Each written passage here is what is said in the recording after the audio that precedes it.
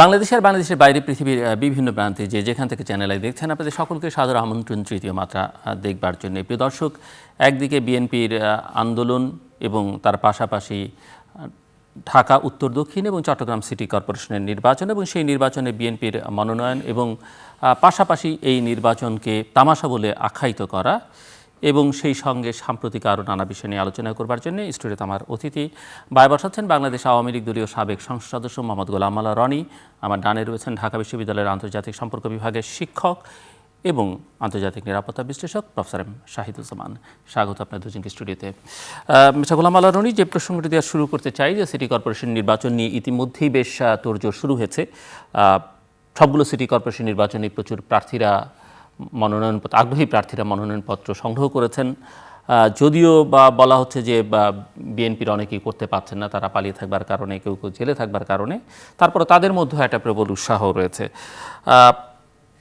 আরেকটি বিষয় জানা গেছে, বা বিএনপি চট্টগ্রামে বর্তমান মেয়র মঞ্জুর আলমকে সমর্থন দিয়েছে, ঢাকা উত্তরে আব্দুল আল মিন্টু, দক্ষিণে বিএনপি নেতা আব্দুল সালামকে তারা মনোনয়ন বা সমর্থন দিয়েছে, এটি এখন পর্যন্ত জানা গেছে। কিন্তু একই সঙ্গে গত বুধবারে বিএনপির বিবৃতি, যেটি বরকতুল্লাহ বুলু স্বাক্ষরিত বিবৃতি, সেই বিবৃতিতে এই সিটি কর্পোরেশন নির্বাচনকে তারা এটি তামাশা হিসেবে আখ্যায়িত করেছে। কেউ কেউ এখন পর্যন্ত সংশয় প্রকাশ করেছেন, তার মধ্যে সাবেক রাষ্ট্রপতি প্রফেসর এ.কে.এম. বদরুদ্দোজা চৌধুরী অন্যতম, যিনি এই সিটি কর্পোরেশন নির্বাচনটি শেষ পর্যন্ত অনুষ্ঠিত হবে কি না সেটি নিয়ে সংশয় প্রকাশ করেছেন। ওদিকে আবার সংবাদে দেখা যাচ্ছে যে তার পুত্র এবং সাবেক সংসদ সদস্য মাহিবি চৌধুরী, তিনি নিজেও মনোনয়নপত্র সংগ্রহ করেছেন। সরকার বেশ অনড় সংলাপ সমঝোতার ব্যাপারে আগ্রহী না, তার অবস্থানে অনড়। নির্বাচন করতে হঠাৎ করেই আগ্রহী হয়ে উঠল সিটি কর্পোরেশন নির্বাচন, এবং লক্ষ্য করা যাচ্ছে যে আওয়ামী লীগের যারা বা সমর্থক বা এমপি কামাল মজুমদার, ওদিকে ঢাকা হাজী সেলিম, তারা উৎসাহী ছিলেন এবং তৎপরতা চালিয়েছিলেন। শেষ পর্যন্ত হাজী সেলিম তিনিও সরে দাঁড়িয়েছেন, ফেসবুকে একটি স্ট্যাটাস দিয়ে যে তিনি পদত্যাগ করতে চেয়েছিলেন, পদত্যাগপত্রে স্পিকার গ্রহণ করেননি, কামাল আহমেদ মজুমদার আগেই সরে দাঁড়িয়েছেন। সব মিলিয়ে বোঝা যাচ্ছে যে আওয়ামী লীগ এই নির্বাচনটিকে বেশ সিরিয়াসলি নিচ্ছে।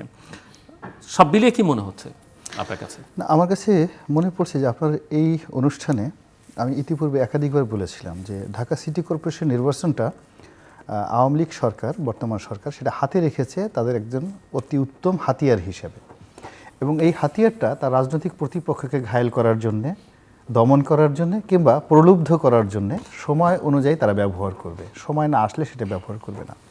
দেশের যে চলমান সহিংসতা আন্দোলন বা আন্দোলনের নামে যে সহিংসতা চলছে, ঠিক এই জায়গাটা থেকে কিন্তু সরকার, বিরোধী দল এবং মানুষের যে রাজনৈতিক যে বিশ্বাস এবং আস্থার জায়গাটা একেবারে শূন্যের কোঠায় চলে আসছিল, এবং ঠিক আমরা বুঝতে পারছিলাম না যে এর পরিণতিটা কোন দিকে যাবে। সরকার যেমন স্পষ্টভাবে বলতে পারছিল না যে তাদের শক্তি দ্বারা পরিপূর্ণভাবে দমন করে বিএনপির এবং জামাতকে একেবারে কোণঠাসা করে ফেলবে, এই ব্যাপারে সরকারের উচ্চবাচ্যে জনগণ আশ্বস্ত হতে পারছিল না। আবার ঠিক বিএনপি ঠিক এই আন্দোলনটা যেভাবে চলছে তা নিয়ে তাদের স্পষ্ট কোনো কথাবার্তা ছিল না। ফলে একটা অন্ধকারের দিকে সমগ্র জাতি যখন এগুচ্ছিল, ঠিক সেই মুহূর্তে তড়িঘড়ি করে যে নির্বাচনের শিডিউল ঘোষণা করা, এটা যে নির্বাচন করার জন্য নয়, এটা বোঝার জন্য খুব বেশি পাণ্ডিত্যের দরকার হয় না, এটা বোঝার জন্য খুব বেশি রাষ্ট্রবিজ্ঞানের জ্ঞান সম্পন্ন হওয়ার দরকার নেই। এটি রাজনৈতিক কৌশল। সেই রাজনৈতিক কৌশলটাই দুটো হতে পারে, তার বিএনপির প্রতিপক্ষকে স্তব্ধ করা, আন্দোলনকে স্তব্ধ করা, কিংবা মানুষকে শান্ত করা এবং মানুষকে ভিন্ন খাতে তাদেরকে উৎসাহী করা। তো আপনি এখন চিন্তা করুন যে ঢাকাতে, আমি যেহেতু ঢাকার দক্ষিণে একজন প্রার্থী, সেই অর্থে আমি দক্ষিণটা নিয়ে আমার গবেষণা চলছে। প্রায় 25.5 লাখ ভোটার, 1100 হলো ভোট কেন্দ্র, আনুমানিক 1100 যদি ভোট কেন্দ্র ধরুন, তাহলে প্রতি ভোট কেন্দ্রে যদি গড়ে 4টি করে বুথ থাকে, 4400 বুথ। প্রতিটা বুথে যদি আপনি 2জন করে এজেন্ট দেন, একজন প্রার্থীর এজেন্টই লাগবে 8800। যদি 1100 ভোট কেন্দ্রের বাইরে 5 জন করে লোক আপনার বসা থাকে ভোটারদেরকে রিসিভ করার জন্য, 5-11-55, মানে 5500 লোক লাগবে ভোট কেন্দ্রের বাইরে, আর বুথের ভিতরে লাগতেছে 8800, অর্থাৎ প্রায় 15,000 লোক আপনার শুধুমাত্র কর্মী বাহিনী লাগবে যে কোনো একজন মেয়র প্রার্থীর। আচ্ছা, এখন এটি সংগঠনের পক্ষে আওয়ামী লীগ বলেন বিএনপি বলেন ঠিক এই স্বল্পতম সময় এই কমিটি গঠন করে তাদের নাম তালিকাভুক্ত করা একেবারেই অসম্ভব। বিএনপির পক্ষে সম্ভব না, আওয়ামী লীগের পক্ষে সম্ভব না, যারা স্বতন্ত্র তাদের পক্ষে তো একেবারেই অসম্ভব। আচ্ছা ধরুন এটা একটা ব্যাপার। 2 নম্বর হলো যে আপনার 2 তারিখে হলো মনোনয়ন বাছাইপত্র শেষ, এরপর 9 তারিখ পর্যন্ত 9 এপ্রিল হলো প্রত্যাহারের শেষ। এরপর আপনাকে প্রতীক বরাদ্দ দেবে। প্রতীক বরাদ্দ দেবে আপনাকে কয় তারিখে? প্রতীক বরাদ্দে ধরুন আরও 3 থেকে 4 দিন সময় নিল, 12 থেকে 13 তারিখে আপনাকে প্রতীক দিল। তো ধরুন গোলাম মোল্লা রনি তার প্রতীক আনারস, এটা পেতে এই পোস্টার ছাপাতে আমার আরও 4 দিন সময় লাগবে। সে 4 দিন সময় যদি লাগে তাহলে 13 তারিখ আর 4 17 তারিখ। 17 তারিখে মূলত আমি পোস্টার নিয়ে লিফলেট নিয়ে ভোটারদের কাছে যেতে পারছি। আমার 28 তারিখে হলো নির্বাচন, তাহলে আমি ওয়ার্কিং ডে পাচ্ছি অনলি 10 ডেজ। 10 দিন যদি আপনি ওয়ার্কিং ডেজ ধরেন, আপনার টোটাল ভোটার 25.5 লক্ষ ভোটার এই এলাকাতে আছে। আপনি যদি মাত্র 10% ভোটারকে অ্যাক্টিভেট করেন যে আমি তাদের সঙ্গে মোলাকাত করব, কথাবার্তা বলবো, সেখানে চলে আসতেছে প্রায় 2.5 লক্ষ। 10 দিনে 2.5 লক্ষ লোকের সঙ্গে হ্যান্ডশেক করা পর্যন্ত সম্ভব নয়। ফলে নির্বাচনটা কি হচ্ছে, এটা একটা জুয়ার মতো হয়ে যাচ্ছে। এই জুয়ায় কে জয়ী হবে কে পরাজিত হবে সেটা বলা যাচ্ছে না, নাম্বার 1। নাম্বার 2 হলো আপনি দেখুন যে সরকারি দলের এই টোটাল নির্বাচনটা তার জন্য একটা মারাত্মক বুমেরাং হয়ে যাবে। এর কারণ হলো আমরা এই মুহূর্তে যে নির্বাচনটাকে ধরে রাখছি মেয়র পদের মধ্যে, কিন্তু এখানে মেয়রটা না, গণ্ডগোলটা শুরু হবে কাউন্সিলর পদ নিয়ে। কি জন্য আপনার এই যে 57টি ওয়ার্ড বা 56টি ওয়ার্ডের প্রত্যেকটা কেন্দ্রে আপনার 4 থেকে 5 জন 6 জন, কোনো ক্ষেত্রে সরকারি দলের 10 জন আপনার কাউন্সিলর প্রার্থী। তারা একে অপরের প্রতিদ্বন্দ্বী, তারা অত্যন্ত শক্তিশালী। তারা আওয়ামী লীগ তো বলছে যে দলের সিদ্ধান্তের বাইরে এবার কেউ গেলে তার বিরুদ্ধে কঠোর ব্যবস্থা কিচ্ছু করতে পারবে না। অর্থাৎ এই যে নির্বাচনের এই মাঠটাতে আওয়ামী লীগ কিচ্ছু করতে পারবে না তাদেরকে, সে শুধু মেয়র প্রার্থীদের কন্ট্রোল করতে পারবে। কিন্তু ওই যে আপনি দেখেন এটা সম্ভব না, কোনো রাজনৈতিক দলের পক্ষে এই সময়টাতে সম্ভব না। কেননা এদের তো সেন্ট্রাল যে ডাটাবেসটা, সেই ডাটাবেসটা আপনার দলের কেন্দ্রের কাছে নেই। এর মধ্যে ধরেন অনেক তো দলের ভিতরে যে গ্রুপ আছে তারা ইনফ্লুয়েন্স করছে, তোমরা দাঁড়াও। আমার যে বক্তব্যটা হলো যে ভোট কেন্দ্রটা হচ্ছে 1100 ভোট কেন্দ্রের, প্রত্যেকটা ভোট কেন্দ্রে যদি সরকারি দলের 5 জন করে প্রার্থী গড়ে থাকে এবং তারা ক্ষেত্র বিশেষে এত শক্তিশালী, এত পাওয়ারফুল, এত প্রভাবশালী যে তারা অনেক মেয়র প্রার্থীর চেয়ে ডমিনেট করে তাদের নির্বাচনী এলাকায়, ফলে ওই এলাকাতে গিয়ে ভোট র্যাগিং হবে, ভোট কাটাকাটি হবে, এটা একেবারে অসম্ভব ব্যাপার। সো আপনি আপনার ধারণা কি ইন এ নাটশেল যদি আপনি বলতে চান যে আসলে শেষ পর্যন্ত কি নির্বাচনটি হচ্ছে না? শেষ পর্যন্ত এখানে 3টি সম্ভাবনা আমার কাছে দেখা যাচ্ছে। শুনে আমি আবার আচ্ছা, প্রথম সম্ভাবনাটা হলো যদি বিএনপি অ্যাক্টিভলি আসতে পারে, যেটা সম্ভাবনা একেবারেই নেই, আসতে পারে, তাহলে ভোট কেন্দ্রে 80% ভোটার আসবে এবং যে ফলাফলটা হবে সেটা সমগ্র জাতিকে চমকিত করবে। আনবিলিভেবল ফলাফল, আপনি কল্পনা করতে পারবেন না, যেটা আমাদের কোনো রাষ্ট্রবিজ্ঞানী এরা প্রেডিকশন করতে পারতেছে না। সেখানে রিগিং হবে বলে প্রশ্নই আসে। আচ্ছা, আপনি বলছেন যে বিএনপি যদি অ্যাক্টিভলি নির্বাচনে পার্টিসিপেট করে তাহলে এটা রিগিং সম্ভব না। 2 নম্বর হলো যে যদি বিএনপি না আসে তাহলে ভোটার উপস্থিতি সর্বোচ্চ 50% হবে। যদি 50% ভোটার উপস্থিতি হয় সেক্ষেত্রে রিগিং সম্ভব না, কিন্তু সেটা সরকারি দলের জন্য বুমেরাং হয়ে যাবে। থার্ডলি হলো যদি ভোটাররা কোনো কারণে না আসে, ইন্টারেস্ট ফিল না করে, অর্থাৎ 5 to 10% যদি কেন্দ্রে ভোটার আসে 5ই জানুয়ারির মতো, তাহলে সরকারকে কী করতে হবে? দায়িত্ব নিয়ে ভোট কাটতে হবে। তা ভোট কাটতে গিয়ে সে মেয়র পক্ষের ভোট কাটতে পারবে, কিন্তু কাউন্সিলর পক্ষের ভোট কাটতে পারবে না, কারণ কাউন্সিলর তো তার দলের ওখানে বসে আছে। ফলে সে ভোটও কাটতে পারবে না, কাউন্সিলর ভোটতে পারবে না। ফলে তাকে অনলি 5% to 10% ভোটারের উপস্থিতি দেখিয়ে তাকে নির্বাচন শেষ করতে হবে। কেননা যখনই উপস্থিতি না হবে, সরকারের কোনো মেশিনারিজ ওই দিনের যে পরিস্থিতি হবে সেই পরিস্থিতি 5ই জানুয়ারি নির্বাচনের মতো না। কেননা প্রত্যেকটা কেন্দ্রে তারই দলের 5 জন অত্যন্ত শক্তিশালী লোক হাজার হাজার লোক নিয়ে কেন্দ্রে দাঁড়িয়ে থাকবে। ফলে ওই দিন মানে কোনোভাবে আপনি ভোট কাটাকাটি করে বাড়াবেন, এটা অসম্ভব। এক লাইনে যদি আপনি উত্তর দেন, আপনি কি এরকম কোনো সম্ভাবনা দেখেন কিনা এই নির্বাচনটি না হওয়ার, বা আশঙ্কা আছে কিনা? সম্ভাবনা তো না, আশঙ্কা হবে। প্রথমত হলো যে সরকার যদি জিনিসটা কাউন্ট করে যে এই যে নির্বাচনটা তারা শুরু করতে যাচ্ছে, এটা বিএনপি আসলেও তাদের পরাজয়, না আসলেও তাদের পরাজয়, তাদের দলের প্রার্থী জয়লাভ করলেও তাদের পরাজয়, তাদের প্রার্থী পরাজিত হলে তাদের পরাজয়, এবং এই পরাজয়টা হলো সীমাহীন। এটা যদি সরকারি দল কাউন্ট করতে পারে এবং তাকে যদি এটা কগনিজেন্সে নেয়, তাহলে সরকার সর্বোচ্চ চেষ্টা করবে এই নির্বাচনটা বাদ দেওয়ার জন্য। আর যদি সরকার মনে করে যে না ড্যাম কেয়ার, আমরা তো অনেক কিছুতেই সফলতা অর্জন করেছি, একটা ব্যাপারে দেখি না 50-50 কি হয়, সেখানে সরকার বিএনপির এই দ্বিমুখী আচরণ কেন? বিএনপি প্রার্থীও সমর্থন করছে, আবার এটিকে তামাশা বলছে, আবার এটিকে তামাশা বলছে। আমি জানি না, আপনি সেই বিবৃতিটি লক্ষ্য করেছেন? বিবৃতি লক্ষ্য করেছি। এই মুহূর্তে মূল ব্যাপার হলো যে দক্ষিণ সিটিতে এবং উত্তর সিটিতে বিএনপি যাদেরকে প্রার্থী করার কথা ভাবছে তারা সবাই পলাতক, এবং তাদের হঠাৎ করে জনসম্মুখে আসার মতো নৈতিক সাহস, শক্তি এবং কোনোটাই তাদের নেই। এমনকি তারা বিএনপি নেত্রীর অফিসে গিয়ে দেখা করবে এই সাহসটুকু তাদের নাই। তো যে লোক তার নেত্রীর সাথে দেখা করার মতো নৈতিক মোরাল ক্যারেজটা নাই, আপনি কি করে আশা করেন যে সে অল অন এ সাডেন হুট করে বের হয়ে নির্বাচনের ভোটারদের কাছে কাছে যাবে? এটা অ্যাবসার্টেন ইম্পসিবল। আপনি বলতে পারেন যে ঠিক আছে, জেলখানায় থেকেও তো অনেক লোক নির্বাচন করে, কিন্তু সেক্ষেত্রে তার সেক্ষেত্রে তার তো আপনার প্রতিনিধি থাকতে হবে। সেই প্রতিনিধি কারা? বিএনপিকে রিপ্রেজেন্ট করতে পারে, বিএনপির পক্ষে ভোকাল হতে পারে, কথা বলতে পারে এমন একটি পরিচিত ফেস কোনো ওয়ার্ডে পলাতক নেই, এরকম কোনো ফেস নাই। একেবারে যারা তৃতীয় সারির যারা বিএনপি নেতৃবৃন্দ তারা হয় পলাতক নয় কারাবন্দী। ফলে এই যে নির্বাচনটা যে প্রার্থী নেই, প্রার্থীর সমর্থক নেই, তাহলে ভোটাররা কার উপর ভিত্তি করে আপনার বিএনপির প্রার্থীকে ভোট দিতে আসবে? কেন ভোট কেন্দ্রে প্রথমত ব্যাপারে সে শান্তিপূর্ণ না, তাদের দুর্বলতা আছে, তার সঙ্গে সঙ্গে তারা যে এই দুর্বলতার সঙ্গে তামাশার মধ্যে কেন তারা খেলতে আসছেন এটা তো তাদের ব্যাপার। মানে তারাও কি তামাশা করছেন? তারাও তো সেই জিনিসটা। আমি মূলত আমার ফোকাসটা থাকবে যে বিএনপির জন্য এই নির্বাচন যদিও অত্যন্ত স্বল্প সময়ে হয়েছে রিয়্যাক্ট করার, কেন এটা অংশগ্রহণ করা অত্যন্ত গুরুত্বপূর্ণ। আমি প্রথমেই এই টকশোর মাধ্যমে ধন্যবাদ জানাই শত নাগরিক কমিটিকে, যারা নিজের উদ্যোগে ইনিশিয়েটিভে কয়েকজন অত্যন্ত সাহসী বিএনপি সমর্থক ব্যক্তি নির্বাচন কমিশনে গিয়েছেন এবং যথাসম্ভব বিএনপিকে এনকারেজ করতে চেষ্টা করেছে যেন তারা এই ইলেকশনটাকে গুরুত্ব দেয় এবং অংশগ্রহণ করে। তাদের মূল পয়েন্ট সেগুলো তো প্রধান নির্বাচন কমিশনার নাকচ করে দিয়েছেন সংবাদ মাধ্যমে। সেগুলো নাকচ করলেও আমার মনে হয় তাতে কোনো ক্ষতি হবে না। তারা 3 দিন বেশি সময় চেয়েছে, তারপর ওই যে যাদের আটকে রেখেছে মুক্তি দাবি করেছে, এগুলো আমার মনে হয় না যে মুখ্য বিষয়।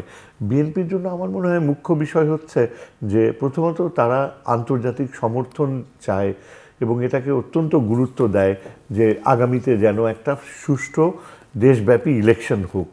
এবং আন্তর্জাতিক ক্ষেত্রে বিএনপি কিন্তু যথেষ্ট সহানুভূতি পাচ্ছে। মার্কিন যুক্তরাষ্ট্রই শুধু নয়, জাতিসংঘ সহ অন্যান্য আন্তর্জাতিক প্রতিষ্ঠানগুলো তারাও মনে করে যে এই দেশে একটা পূর্ণাঙ্গ ইলেকশন। সহানুভূতি তো কোনো ফল দিচ্ছে না, বছরের পর বছর ধরে সহানুভূতি বলি বা অন্যভাবে বলি যে তাদের বক্তব্য আসলে তো না।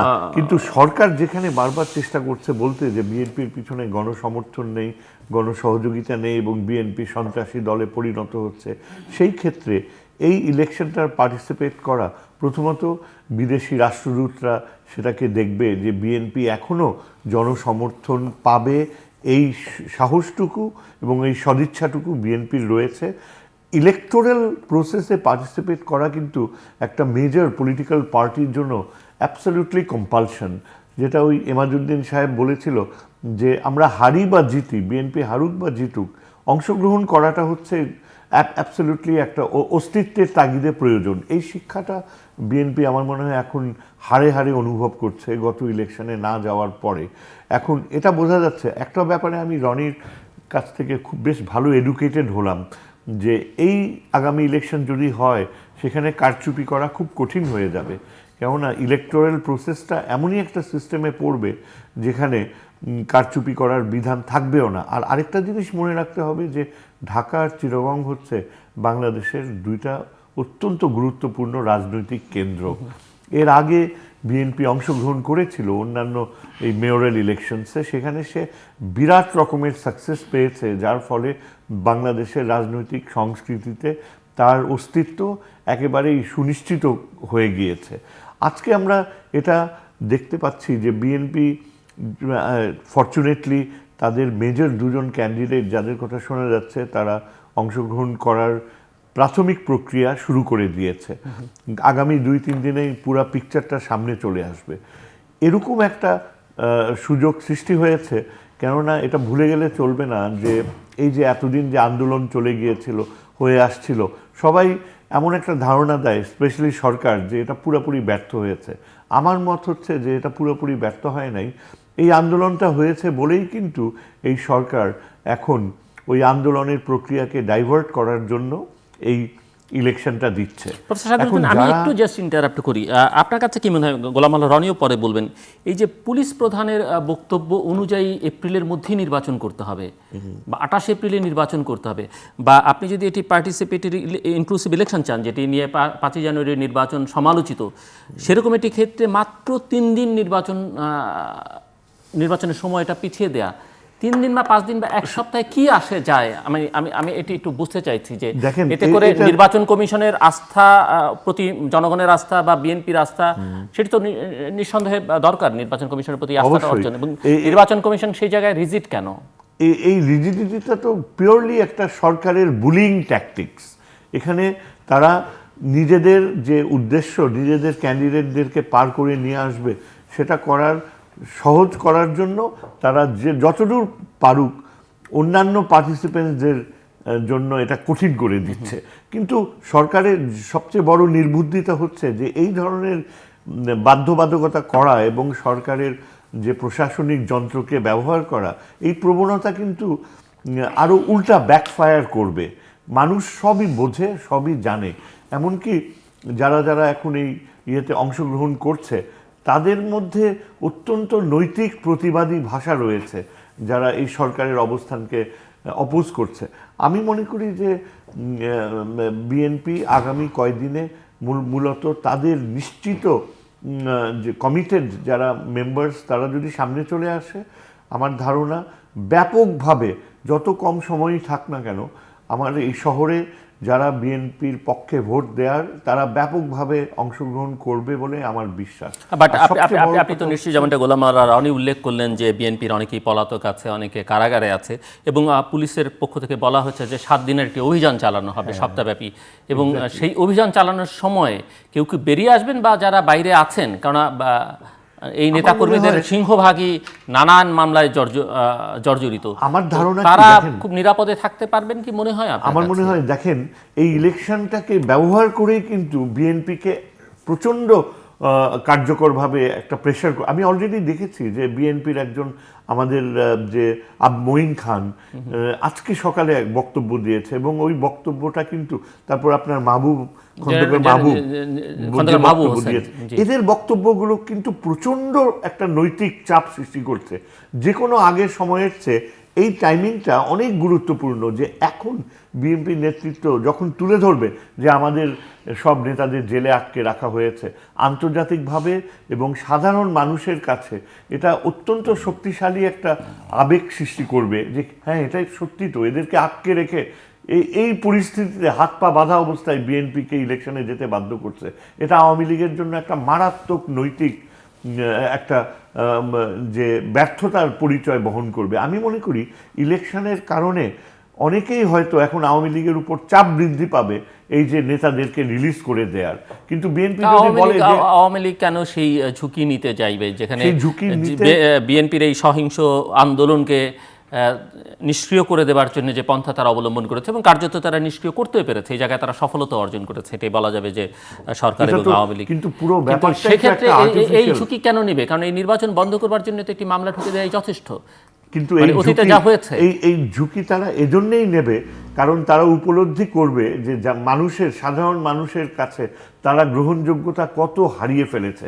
আমার ধারণা কি যে মাননীয় প্রধানমন্ত্রী আজকেও এক জায়গায় তিনি স্বাধীনতার বক্তৃতা দিয়েছেন এবং দিয়ে যান, এবং সেখানে উনি অনেক নির্দেশনামূলক বক্তব্য দেন। সাধারণ মানুষ কিন্তু যে কোনো সময়ের চেয়ে এখন অনেক বেশি সচেতন যে উনি জনগণের ম্যান্ডেট ছাড়া এখন কথা বলছেন, এবং আওয়ামী লীগ এটা ভালো করেই বোঝে ও জানে যে প্রথম টার্মের মতো একই ভাষায় একই নৈতিক একটা প্রিটেনশন নিয়ে মাননীয় প্রধানমন্ত্রী যে বারবার তিনি বলে যাচ্ছেন এবং এত বিশাল আকারের মূল্যবোধ তিনি চাপিয়ে দিচ্ছেন, অথচ তার পেছনে কোনো ম্যান্ডেটই নাই, তার কোনো নৈতিক অধিকারই নেই মানুষকে বলার এইসব কথা। কেননা এই যে দ্বিতীয় টার্ম, এটা গণ অংশগ্রহণ ভিত্তিক নির্বাচন ছিল না। এখন এই পরিণতিতে যেহেতু এই যে একটা ইলেকশনের বিষয় সামনে চলে এসেছে, হঠাৎ করে কয়েকদিনের জন্য অনেক বেশি তৎপরতা দেখা যাবে। হ্যাঁ, যেমন আমাদের রনি সাহেব বললেন যে উনি তার ইলেকট্রাল পোস্টার্স নিয়ে জায়গায় যাবেন, তিনি প্রচণ্ড চেষ্টা করবেন মানুষের কাছে গ্রহণযোগ্যতা অর্জন করতে। বিএনপির যারা ক্যান্ডিডেটস তারা এখন অত্যন্ত কার্যকর একটা স্বল্প সময়ে আওয়ামী লীগের ফেলিওর্সগুলো তুলে ধরার সুযোগ পাচ্ছেন।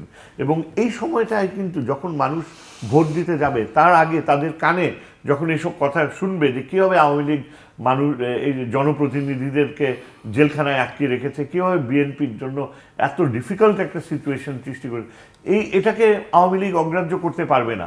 আপনি আপাত দৃষ্টিতে হয়তো বলতে পারেন যে আওয়ামী লীগ সবাইকে জেলে ঢুকে খুব ভালোই তো দেশ চালাচ্ছে এবং একেবারে পুলিশের অ্যাকশনের মাধ্যমে সবকিছু, কিন্তু এগুলো তো কোনো সময় স্থায়িত্ব পায়নি পলিসি হিসেবে। গোলাম মাওলানা রনি, বিএনপির আন্দোলন কি আবারও ব্যর্থ হলো কিনা? মানে 2014-এর 5 জানুয়ারি ইলেকশনের আগে যে উত্তাপ ছিল জামাতকে সঙ্গে নিয়ে, সেটি নির্বাচনের দিন থেকে স্থিমিত হয়ে যায়, 1 বছর তারা কিছু করেনি। আবার এই যে 2 মাসের বেশি সময় ধরে যে ধরনের, এটি ঠিক আন্দোলনও কেউ বলেন, কেউ আন্দোলন বলতেও চান না, নাশকতা এবং সহিংসতা। আবার সেই নাশকতা এবং সহিংসতা আসলে শেষ পর্যন্ত ধীরে ধীরে উত্তাপটা কমে এসছে এবং এখন নিষ্ক্রিয়। কিন্তু বিএনপি হরতাল চালিয়েছে 2 সপ্তাহ ধরে, যে হরতালের কোনো কার্যকারিতা ছিল না। বিএনপি এখনও বলছে, গত বুধবারের বিবৃতিতে বলা হয়েছে অবরোধ চলবে এবং আন্দোলনের আরও নতুন নতুন কৌশল তারা বের করবেন। কি লাভ আসলে এগুলো করে? মানে বিএনপি এটা দিয়ে কি অর্জন করেছেন? প্রফেসর শাহিদুজ্জামান বলছেন যে তার প্রতি আন্তর্জাতিক সমর্থন আছে। আন্তর্জাতিক সমর্থন বিএনপির প্রতি না বলে বরং বলা যেতে পারে যে 5 জানুয়ারি নির্বাচন নিয়ে প্রশ্ন আছে, এটি অংশগ্রহণমূলক গ্রহণযোগ্য নির্বাচনের দাবি তাদের আছে, দাবি ঠিক বা তাদের আকাঙ্ক্ষা সেটি, কিন্তু সেটির দিকে তো সরকারের কোনো কর্ণপাত করবার কোনো লক্ষণ নেই। বরং সরকার বলছে যে তারা অর্থনৈতিক উন্নয়নটা নিশ্চিত করতে চায় এবং কিসের জন্য, কার জন্য গণতন্ত্র? গণতন্ত্রের নামে কি তারা দেশে জঙ্গিবাদের জন্ম দিবে কিনা বা এরকম একটা পরিস্থিতি সৃষ্টি করতে সহায়তা করবে কিনা? আপনি একটা জিনিস হলো, ডক্টর শহীদুজ্জামানের সাথে খুব বিনয়ের সঙ্গে আমি কিছু ব্যাপারে দ্বিমত পোষণ করছি। সেটা হলো আন্তর্জাতিক বিষয়ে যে আপনি ধরেন যে জাতিসংঘ শান্তিরক্ষী বাহিনী কোন কোন দেশে কাজ করছে। আফ্রিকার খুব ছোট ছোট দেশগুলো, দরিদ্র এবং দুর্বল কতগুলো দেশে শান্তিরক্ষী বাহিনী কাজ করছে। কিন্তু যে সমস্ত যোদ্ধা জাতি, আপনি ধরুন আফগানিস্তানের কথা চিন্তা করেন, পারস্যের কথা চিন্তা করেন, সিরিয়ার কথা চিন্তা করেন, ইয়ামেনের কথা চিন্তা করেন, এই সমস্ত জায়গাতে কিন্তু ইভেন প্যালেস্টাইনে কখনো জাতিসংঘ তাদের শান্তিরক্ষী বাহিনী পাঠায়নি এবং পাঠাবেও না। তেমনি পাক ভারত উপমহাদেশে আপনি একসময় ইদি আমিনের কথা মনে আছে, সেখানেও কিন্তু দেখেন আন্তর্জাতিক সম্প্রদায় কিছু করতে পারেনি, যেখানে মার্কিন যুক্তরাষ্ট্রের মতো একটা অত্যন্ত প্রভাবশালী একটা দেশকে 24 ঘন্টার মধ্যে তার দেশ থেকে তিনি উচ্ছেদ করে দিয়েছিলেন। সিমিলারলি ঠিক আমাদের দেশে যারা রাষ্ট্র পরিচালনা করেন, বিশেষ করে আওয়ামী লীগ এখন যারা আছেন, তারা কিন্তু এই আন্তর্জাতিক এই বিষয়গুলো পর্যালোচনা করার মতো অনেক এক্সপার্ট তাদের আছে। সেই এক্সপার্ট থেকে জানে যে এই মুহূর্তে আমাদের দেশের যে অর্থনীতি, আমাদের দেশের যে ব্যবসা বাণিজ্য এবং ভূতাত্ত্বিক রাজনীতিতে ভারত এবং চীনের যে অবস্থান এই এশিয়া সাবকন্টিনেন্টে হয়ে গেছে, তাতে পশ্চিমা বিশ্ব বাংলাদেশকে কিছুই করতে পারবে না। দে ক্যান ডু নাথিং, কিছুই করতে পারবে না। ঠিক এই জায়গা থেকে যেমন তারাও বুঝে যাওয়ার কারণে তারা কিন্তু আন্তর্জাতিক সম্প্রদায়কে পাত্তা দিচ্ছে না। একইভাবে এখানে কিছু হওয়া না হওয়া সবকিছু কি প্রতিবেশীদের উপরে নির্ভর করে? প্রতিবেশীদের উপরে পুরোপুরি নির্ভর করে, এটা পুরোটাই আমাদের উপর নির্ভর করছে। আমরা এখন ওই জায়গাটা অতিক্রম করে ফেলেছি সব দিক থেকে। মানে আপনি কি মনে প্রাণে বিশ্বাস করেন? অ্যাজ এ নেশন মনে প্রাণে বিশ্বাস করেন? মনে প্রাণে বিশ্বাস করি। এই প্রফেসর শাহিদুজ্জামানের কাছে এই প্রশ্ন থাকবে যে উনি বলছেন যে বাংলাদেশের যে কোনো পরিবর্তন শুধু আমাদের নিজেদের উপর নির্ভর করে, বাট ইনফ্লুয়েন্স করবে আশেপাশে। অবশ্যই সেখানে চীন এবং ভারত একটা বিরাট ফ্যাক্টর কাজ হিসেবে করে, বাট মূল যে আমাদের যে ফান্ডামেন্টাল যে জায়গাটা, পলিটিক্যালি কোনো অনেক প্রভাব আছে, অনেক প্রভাব আছে। এটা উনি আরো ভালো বলতে পারবেন। আচ্ছা, ঠিক একইভাবে কিন্তু বিএনপিও মনে করতো যে 5 জানুয়ারি নির্বাচনের আগে যে আন্তর্জাতিক সম্প্রদায় তাদেরকে একটা বিরাট সাহায্যকারী ভূমিকা পালন করতে পারবে এবং তারা সম্ভবত 5 জানুয়ারির পরে যে সহিংসতাটা বন্ধ করে দিয়েছিল আন্তর্জাতিক সম্প্রদায়ের আশ্বাসের ভিত্তিতে। এখন বিএনপি নেত্রী বলছেন যে ওটা ঠিক ছিল না, এটা ভুল সিদ্ধান্ত ছিল। এবং আপনার যে প্রশ্ন আজকের যে এই যে 2 মাস যাবত সহিংসতা মানে কেন করছেন, মানে আমি এত বড় একটা দল যারা বহু বছর ক্ষমতায় ছিল, আমরা তো 90-এর পরে হিসাব করি, 90-এর আগেও ছিল, এই লোকগুলোই তো ছিলেন। এখন কি সময়ের দাবি এবং সময় বলে একটা ব্যাপার আছে। এখন বিএনপি যে পরিস্থিতিটা স্বীকার করছেন, ঠিক ইতিহাস এবং তারা দেখছেন যে গাড়ি ঘোড়া চলছে, সবই চলতে শুরু করেছে, স্কুলগুলো বন্ধ ছিল, সব খুলে গেছে, কিন্তু তারা তাদের কর্মসূচিটা মানে বিএনপি কেন এরকম একটা হাস্যকর কর্মসূচির মধ্যে নিজেদেরকে রাখছে, সেটি আমার একটু জিজ্ঞাসা আপনাদের দুজনের কাছে। না, সেটা আমারও এদিকে কি অর্জন করতে চাইছে বিএনপি? আমারও একই প্রশ্ন আমার নিজের কাছে এবং বিএনপির কাছে, এবং সাথে সাথে আমি দুই একজনকে জিজ্ঞেস করে দেখেছি, তারা বলছেন যে হঠাৎ কোনো একদিন কিছু ঘটে যাবে, ওয়ান ফাইন মর্নিং উঠে দেখা যাবে যে এই কর্মসূচির মধ্যেই একটা বৈপ্লবিক পরিবর্তন হয়ে যাবে। হয়তো এটা কি হতে পারে বৈপ্লবিক পরিবর্তন? আপনি বোকো হারামের মতো 500 শিশুকে আপনি অপহরণ করতে পারেন, কিংবা ইয়ামেনের একটা মসজিদে আপনি একটা আক্রমণ করে 200 লোককে মেরে ফেলতে পারেন। আপনি পাকিস্তানের ইসলামাবাদে যে শিয়া মসজিদে আক্রমণ করে 300-400 লোক মেরে ফেলে এরকম একটা ঘটনা ঘটতে পারে, তাতে বাংলাদেশে আসলে পরিস্থিতি হবে না। এখন মূল ব্যাপার হলো যে সরকারকে যদি হটাতে হয় তাহলে গণসম্পৃক্ততা নিয়ে এটিও আমি বুঝি না, এই বিষয়ে আপনাদের আমার হয়তো সময় পাবো কিনা প্রফেসর শাহিদুজ্জামানও বলবেন যে এই যে যারা ইসলামিক রাষ্ট্র প্রতিষ্ঠা করতে চায় বা ইসলামের নামে রাজনীতি করছে বিভিন্ন দেশে দেশে, তাদের আক্রমণের প্রধান লক্ষ্যবস্তু হচ্ছে নিরীহ মানুষ। নিরীহ মানুষের মধ্যে চাইতে বড় কথা হচ্ছে যে মসজিদগুলো, আপনার মসজিদের ভেতরে ইসলামিক আর বাংলাদেশে যারা জনগণকে নিয়ে আন্দোলন করতে চান, সেটা আমি সরকার বিরোধী দল কারো কথা বলছি না, জনসম্পৃক্তের কথা, তাদের আক্রমণের লক্ষ্যবস্তু হচ্ছে সাধারণ মানুষ। যাদের বিরুদ্ধে লড়াই করছেন তারা কিন্তু লক্ষ্যবস্তু না। না, এখানে হলো নির্বুদ্ধিতা, যে ইতিহাসের সবচেয়ে বড় শিক্ষা যে ইতিহাস থেকে কেউ শিক্ষা নেয় না। ইসলামের ইতিহাসে 1400 বছর, এই 1400 বছর ধরে পৃথিবীর কোনো জনপদে, কোনো দেশে, কোনো একটি গ্রুপ বা কোনো একটি দল সহিংসতা করে রাষ্ট্র ক্ষমতায় বসেছে এবং খেলাফত প্রতিষ্ঠা করেছে, এরকম একটা সিঙ্গেল উদাহরণ কেউ দেখাতে পারবে না। সব জায়গাতে কিন্তু নিয়মতান্ত্রিক আন্দোলন, নিয়মতান্ত্রিক যুদ্ধ এবং রাজনীতি করে সেখানে আসছে। ফলে বাংলাদেশে এই ধরনের একটা ঘটনা ঘটবে এবং সেটা একটা জঙ্গিবাদের মাধ্যমে একটি রাষ্ট্র প্রতিষ্ঠা হবে, এটা একেবারে অসম্ভব। এই বিষয় নিয়ে যারা স্বপ্ন দেখছেন তারা একেবারে বোকার স্বর্গে বাস করছেন। নাম্বার 1। নাম্বার 2 হলো যেটা আমি বলতে চাচ্ছিলাম, যে আজকে বিএনপি যে সুবিধাজনক জায়গা থেকে অসুবিধাজনক অবস্থানে পড়ছে, এর মূল কারণটা হলো বিএনপি বিগত সময় তাদের যে ত্যাগী নেতারা যারা আন্দোলনের নেতৃত্ব দিতেন, নেতা কিন্তু হঠাৎ সৃষ্টি হয় না। অর্থাৎ ধরুন বিএনপির 100 বা 1000 কর্মী আছেন, সে 1000 কর্মী একজন নেতার ডাকে আসবেন, ওই নেতা না ডাক দেওয়া পর্যন্ত কিন্তু 1000 কর্মী কখনো আসবেন না। আবার ওই 1000 কর্মী কিন্তু আপনার 10 লাখ সাপোর্টার যারা আছেন তাদেরকে নিয়ে আসবেন। এখন ওই 1000 কর্মী যতক্ষণ না পর্যন্ত সক্রিয় না হবেন ততক্ষণ পর্যন্ত ওই 10 লাখ যারা সাপোর্টার তারা ঘরে বসে থাকবেন। আপনি লক্ষ্য করবেন যে বিএনপির আরেকটা জেদের জায়গা, যেটি শেখ হাসিনা সেই জেদটি রাখেননি, যে তিনি সবাইকে দলের মধ্যে অ্যাকোমোডেট করেছেন সেই সংস্কারবাদী বা বিএনপির কিন্তু নির্বাচিত 50, 60, 70 জনের মতো নির্বাচিত মানে প্রাক্তন এমপি আছেন যারা কিন্তু বিএনপির রাজনীতির বাইরে, বিএনপি দূরে ঠেলে রেখেছে সংস্কারের নামে, যে তাদেরকে কোনোভাবে অ্যাকোমোডেট করছে না। এনিওয়ে, এখন এটা করলে এই সময় সেটা সম্ভব না। এখন আপনি দেখেন বিএনপির বিপত্তি হলো যে বিগত সরকারের আমলে, বিশেষ করে লাস্ট সরকারের আমলে তাদের এই যে বিশাল কর্মী বাহিনী এবং তাদের এই নেতারা সবাই অর্থবিত্তের মালিক হয়েছেন, কেউ বৈধভাবে কেউ অবৈধভাবে। এবং যখনই সে অর্থবিত্তের মালিক হয়েছেন, সরকারের রোষানলে পড়েছেন, এখন যারা জেলে যাবার তারা জেলে চলে গিয়েছেন, আর যারা বাইরে আছেন তারা রাজনৈতিক স্বার্থ সিদ্ধির চাইতে তাদের অর্থবিত্তটাকে রক্ষা করার ক্ষেত্রে তারা গুরুত্বপূর্ণ ভূমিকা পালন করছেন। ফলে এখন বিএনপি যত গণসম্পৃক্ত আন্দোলন অতীতের মতো চেষ্টা করুক না কেন, বর্তমান প্রেক্ষাপটে 2015 সনের প্রেক্ষাপটে সম্ভব না। এবং একই ঘটনা কিন্তু আওয়ামী লীগের ক্ষেত্রে আরও বেশি প্রযোজ্য হবে। আল্লাহ না করুক যদি কখনো গণেশ উল্টে যায়, আওয়ামী লীগ যদি এই বিপদে পড়ে, তা আওয়ামী লীগের যারা এখন বড় কথা বলছে তাদের কাউকে আপনি খুঁজে পাবেন না, কারণ তাদের তো টার্গেট ফুলফিল হয়ে গেছে। এই দলটির কাছে তাদের যা প্রাপ্য ছিল, তাদের যে আকাঙ্ক্ষা ছিল, তাদের ডিমান্ড ছিল, আপনি উপজেলা পর্যায়ে গিয়ে দেখুন যে আওয়ামী লীগের অন্ততপক্ষে গড়ে 4 থেকে 5000 লোক এস্টাবলিশড হয়ে গেছে। ফলে এই 5000 লোক আগে করতো কি, যে কোনো জয় বাংলার নাম শোনার সঙ্গে সঙ্গে লাফিয়ে পড়তো, এখন তারা লাফিয়ে পড়ছে নিরাপদ আশ্রয়। আরেকটি তথ্য এখানে আনতে চাই। আপনি জানেন যে দুদক এবং জাতীয় রাজস্ব বোর্ড একটি তদন্ত শুরু করেছে, যেখানে দেখা যাচ্ছে যে প্রায় 400-র মতো রাজনীতিকের সেকেন্ড হোম আছে এবং তাদের অনেকেই আবার দুটো দেশের পাসপোর্ট, বাংলাদেশ এবং অন্য দেশের পাসপোর্ট নিয়েছেন। তার মধ্যে প্রায় 300-র কাছাকাছি আওয়ামী লীগের নেতা আছেন এবং প্রায় অন্তত 96 জন বিএনপি নেতার কথা জানা গেছে যাদের সেকেন্ড হোম মালয়েশিয়াতে, কানাডাতে, বিভিন্ন জায়গায়, যুক্তরাষ্ট্রে করেছেন। সো এটি আপনি যে যেমনটা বলছিলেন যে তারা আসলে নিজের এত ভোগবাদী হয়ে গেছেন, তাদের আসলে আর রাজনীতিতে। আপনি শেষ করে দিলেন। আচ্ছা, আমাদের মূল ব্যাপার হলো যে দেখেন, যারাই অপকর্ম করে বা যে কোনো একটা কর্ম করে, সে প্রথমেই তার সেফ এক্সিস্টেন্সটা রেখে দেয়।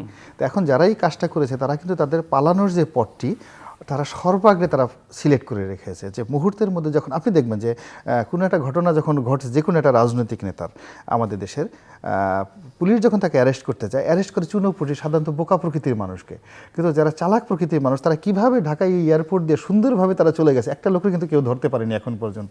ফলে এই যে বর্তমান সরকারে যারা আছে তাদেরও একই অবস্থা হবে।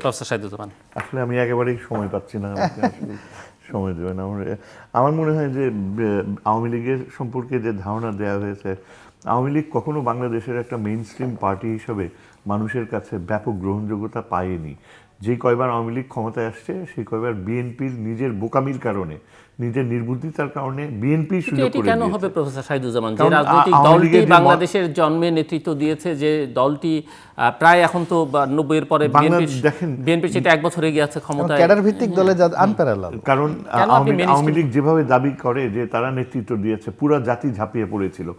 মেজর জেনারেল জিয়াউর রহমান যদি ঘোষণা না দিত অনেক জটিল পরিস্থিতির সৃষ্টি হতে পারত। সেহেতু আওয়ামী লীগ এবং এখানে ইতিহাসের ব্যাখ্যা বঙ্গবন্ধু মুজিবের নামে দিয়েছে এবং ঘোষণা। এই ক্ষেত্রে দেখেন মানুষের যে ব্যাপক জনসমর্থন আমি মনে করি বিএনপির পক্ষে চলে এসছে এবং থাকবেও। এবং গত ইলেকশনে দেখা গেছে আওয়ামী লীগ যে 5 বছর ক্ষমতায় ছিল, তারা যা দাবি করেছে জনগণ রিজেক্ট করেছে আওয়ামী লীগকে। আজকে যদি ফ্রি অ্যান্ড ফেয়ার ইলেকশন হয়, আওয়ামী লীগ কোথায় চলে যাবে কেউ বলতে পারে না। এবং সেই জন্য মনে হয় যে তাদের দায়ী হচ্ছে তারা এই যে 15th অ্যামেন্ডমেন্ট করছে, যেখানে গণতন্ত্রকে তারা একেবারে নির্বাসনে পাঠিয়ে দিয়েছে। সেখানে কোনো রেফারেন্ডামেরও কোনো অধিকার নাই। এবং আওয়ামী লীগের যে পলিটিক্যাল ফিলসফি, সেটা সংবিধানে তারা চাপিয়ে দিচ্ছে। এটা কখনো মানুষ অ্যাকসেপ্ট করেনি।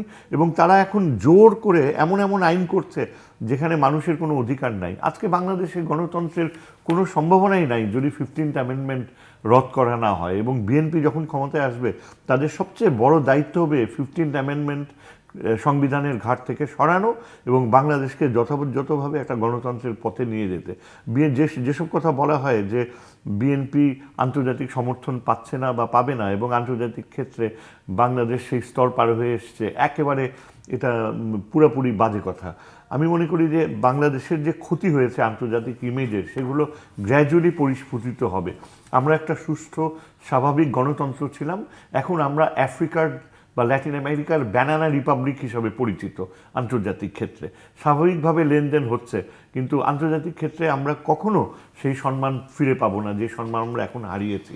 এবং এই যে এখন বর্তমানে যিনি নিজেকে প্রধানমন্ত্রী বলে দাবি করেন, তার প্রত্যেকটা কাজই জনগণের সমর্থনবিহীন এখন। এবং এটা যদি আজকে আওয়ামী লীগ যদি ইলেকশন করে, জনগণ রাস্তায় নামছে না কেন?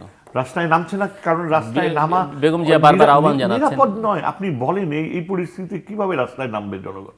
যেই হারে জনগণকে জেলখানায় ঢুকানো হচ্ছে, যেভাবে নেতা মারা হচ্ছে, বারবার বলা হয় রাস্তায় নামছে না। রাস্তায় আগের মতো সেই পরিস্থিতি নাই যে রাস্তায় নামবে। আজকে ঢাকা শহরে প্রচণ্ড যানজট। আপনি লন্ডনে দেখেন, বিবিসি বলে যে ইংল্যান্ডে কখনো মিলিটারি কু ডেটা হবে না। কেন? Because the streets of London are too busy, because the BBC is packed up with programmes. আগেকার মতো এখন রাস্তায় নেমে জনগণ যে ঝুঁকি নেবে, জীবন সংগ্রামের মাত্রা এখন অনেক গভীর।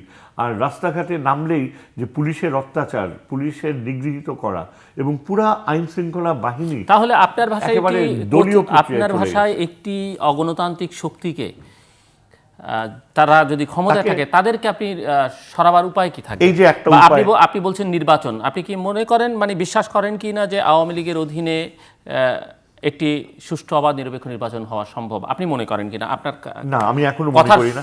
কারণ এর আগে মিউনিসিপ্যাল ইলেকশনের পরে যে